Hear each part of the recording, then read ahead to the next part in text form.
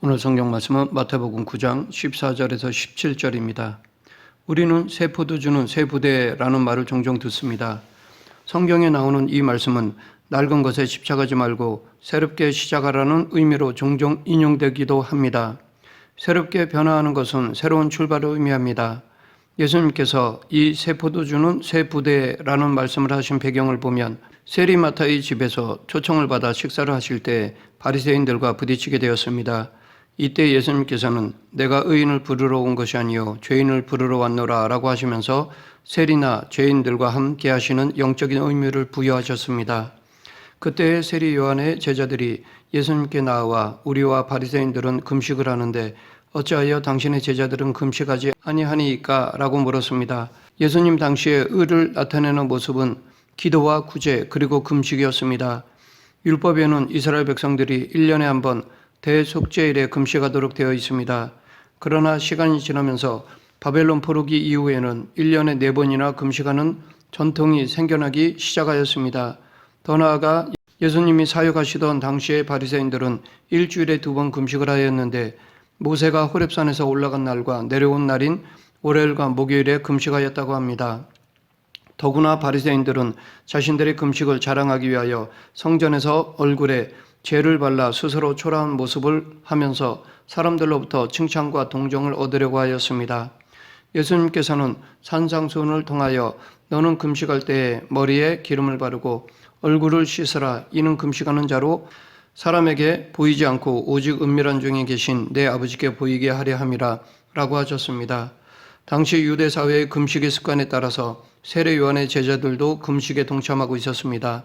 그러했기에 금식하지 않은 예수님의 제자들에 대해 오늘 본문 14절에서 예수님께 우리와 바리새인들은 금식을 하는데 어찌하여 당신의 제자들은 금식하지 아니하나이까 라고 물었던 것입니다. 당시에 세례 요한은 감옥에 갇혀 있는 상황이었기에 그의 제자들은 어려운 상황에서도 금식을 자주 하였을 것입니다.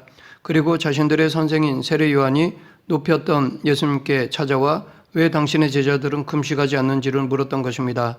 세례 요한의 제자들의 질문에 예수님은 3가지 비유로 답변하셨습니다. 이 시간 예수님의 말씀을 통하여 새 술은 새 부대의 의미에 대하여 알아보겠습니다. 오늘 본문 15절 예수께서 그들에게 이르시되 혼인집 손님들이 신랑과 함께 있을 동안에 슬퍼할 수 있느냐 그러나 신랑을 빼앗길 날이 이르리니 그때에는 금식할 것이니라. 유대 사회에서 결혼 예식은 7일간 지속되었습니다. 결혼 예식에 참여하여 잔치의 흥을 돋우는 친구들은 신랑과 함께할 때는 슬퍼하지 않았습니다. 심지어는 금식 기간이라도 금식하지 않는 것이 일반적인 관례였습니다. 잔치집에 가서 금식을 하며 얼굴을 찌푸리는 것은 혼인집에 대한 예의가 아니었기 때문입니다. 그러했기에 예수님은 혼인집 손님들이 신랑과 함께 있을 동안에 슬퍼할 수 있느냐라고 하셨던 것입니다. 이에 예수님의 말씀에 세례 요한의 제자들은 모두 공감했을 것입니다. 그리고 예수님은 신랑을 빼앗길 날이 이르리니 그때에는 금식할 것이니라 라고 하셨습니다. 성경은 예수님을 신랑으로 묘사하고 있습니다. 세례 요한도 요한복음 3장 29절에서 신부를 취하는 자는 신랑이나 서서 신랑의 음성을 듣는 친구가 크게 기뻐하나니 나는 이러한 기쁨이 충만하였노라 라고 하였습니다. 여기서 세례 요한은 자신을 신랑의 친구로 예수님을 신랑으로 표현하였습니다. 이렇게 혼인잔치에 참석하는 신랑 친구들은 신랑으로 인하여 크게 기뻐하는 것은 마땅한 것입니다. 또한 사도 바울은 믿는 자들을 한 남편인 그리스도께 드리기 위하여 중매한다고 하였습니다. 고린도후서 11장 2절 내가 하나님의 열심으로 너희를 위하여 열심 내노니 내가 너희를 정결한 처녀로 한 남편인 그리스도께 드리려고 중매함이로다. 여기서 사도 바울은 우리가 남편인 그리스도와 연합을 이루는 신부로 묘사하였습니다. 그러하기에 계속되는 고린도후서 11장 3절에서 신부가 정결해야 하듯이 예수님을 향한 진실함과 깨끗함에서 떠나지 말 것을 당부하였습니다. 뱀이 그 관계를 하와를 미혹해 한 것 같이 너희 마음이 그리스도를 향하는 진실함과 깨끗함에서 떠나 부패할까 두려워하노라. 이렇게 사도 바울은 예수님을 우리의 신랑이시며 남편으로 비유하고 있습니다. 계속해서 예수님은 그러나 신랑을 빼앗길 날이 이르리니 그때에는 금식할 것이니라 라고 하셨습니다. 여기서 신랑을 빼앗긴다라는 것은 신랑이신 예수님께서 제자들로부터 떠나게 될 것을 의미합니다. 즉 예수님께서 십자가에서 죽으실 것에 대한 예언입니다.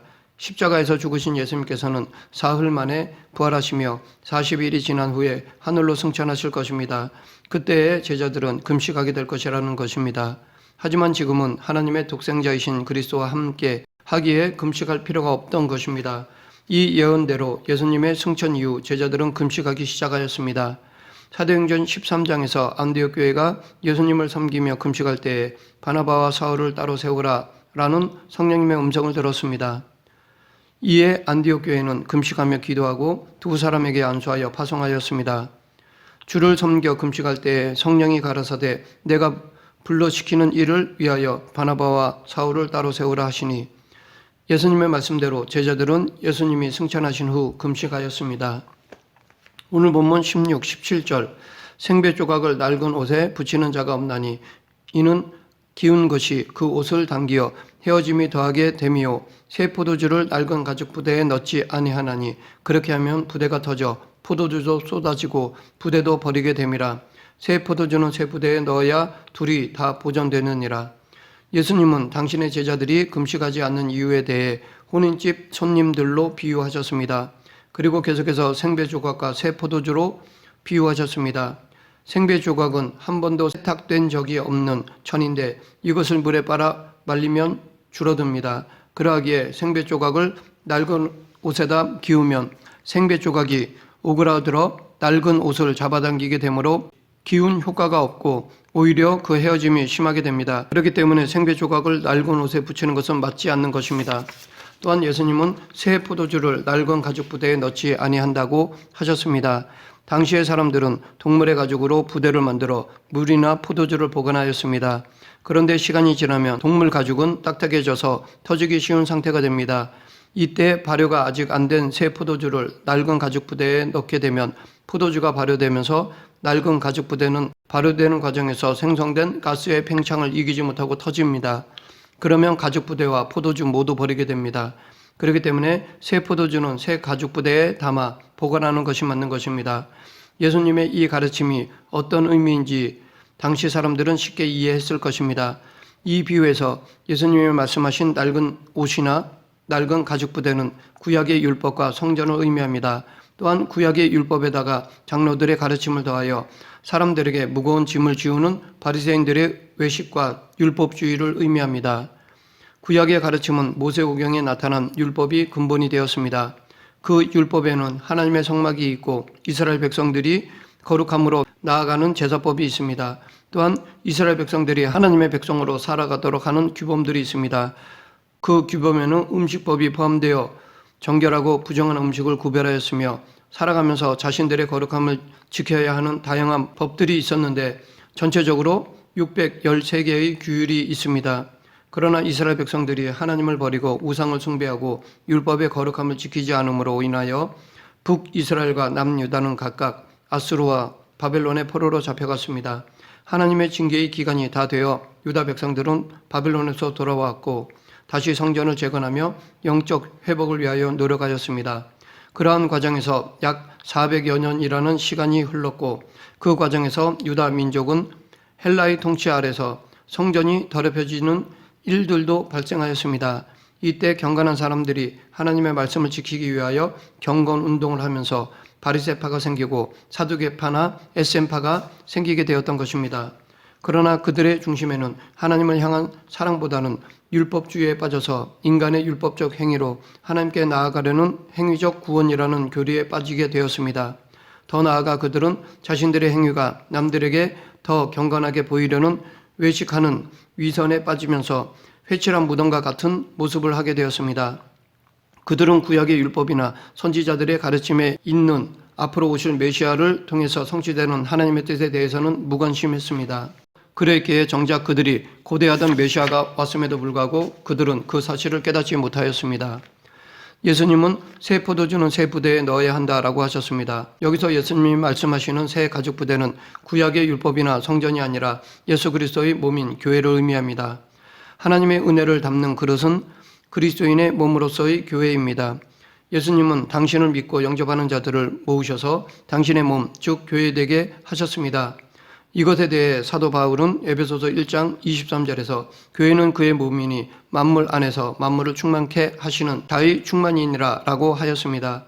하나님의 역사하심은 그리스도의 몸인 교회를 통해서 나타나기에 우리는 구약의 성전이 아니라 그리스도의 몸인 교회를 통하여 예수님을 섬기는 것입니다.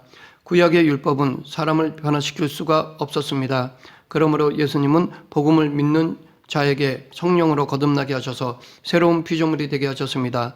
그리고 이제 예수님은 믿는 자 안에 거하셔서 성도 한 사람 한 사람이 성전이 되게 하셨습니다. 고린도전서 3장 16절 너희가 하나님의 성전인 것과 하나님의 성령이 너희 안에 거하시는 것을 알지 못하느뇨.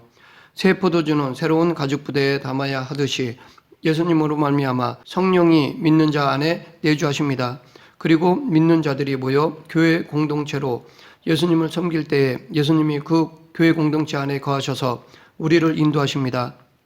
그러하기에 더 이상 교회는 재물을 가지고 제사를 드리는 곳이 아니라 성령의 역사하심 가운데 하나님의 말씀이 선포되는 곳이며 여러 지체들이 모인 예수님의 몸입니다.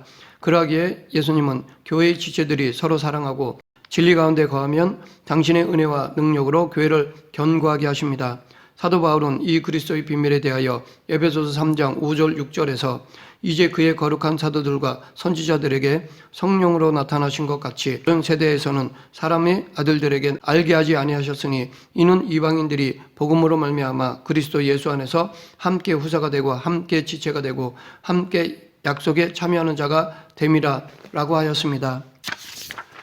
옛 가죽 부대는 유대인들만을 담는 부대였습니다. 그러나 예수님이 세우신 교회인 새 가죽 부대는 유대인들과 이방인들이 그리스도 안에서 함께 하나님의 자녀가 되는 것이며 함께 하나님의 영원한 약속에 참여하는 자가 되는 것입니다. 그러면 이 새 가죽 부대에 넣는 새 포도주는 무엇일까요? 바로 예수님입니다. 그러하기에 새 포도주를 새 부대에 넣는다라는 것은 예수님이 가르치시는 교훈과 복음은 율법의 완전한 성취입니다. 그러나 종교 지도자들의 왜곡된 가르침으로 변질된 유대교회는 거룩하신 예수님의 복음과 맞지 않습니다. 또한 예수님이 가르치시는 생명의 복음은 구약에서 가르쳐온 할례와 제사 그리고 율법과 절기와 병행하여 갈 수 없습니다.